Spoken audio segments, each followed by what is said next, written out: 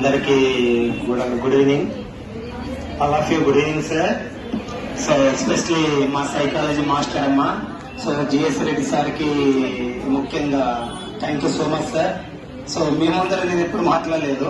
And అట్లే మా గురువు సార్, చిన్నప్పటి నుంచి మా గురువు రామశేఖర్ సార్కి కూడా sir thank you the big opportunity sir. Okay sir ఒక మాట చెప్పాడమ్మా.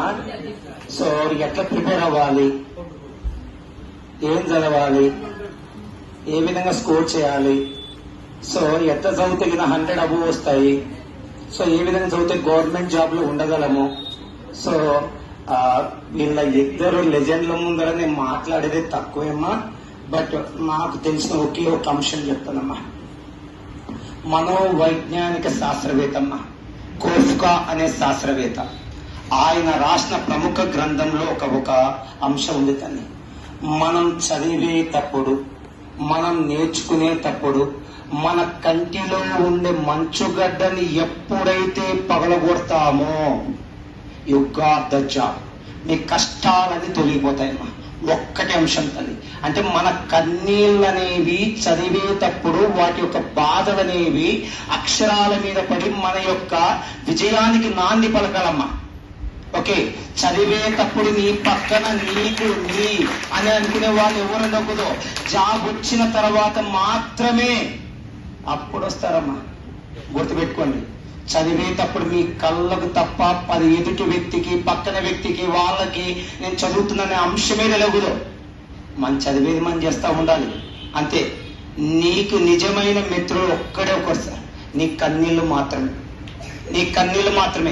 వాటిని ఎప్పుడైతే దిగమింగి కొడతావో అప్పుడు ఈ గాట్ ద జాబ్.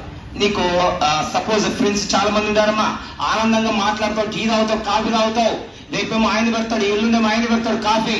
అట్లా కాఫీ టీ తాగి టిఫిన్ దీనికి గంటలు టైం అవుతుంది. మరి నీ ఆనందము అంతా వెతుకుతూ ఉంటావు, కానీ నీ వెనకల ఉండే బాధ మర్చిపోతావు. బాధ మర్చిపోతే నీ జాబులు వస్తుందమ్మా.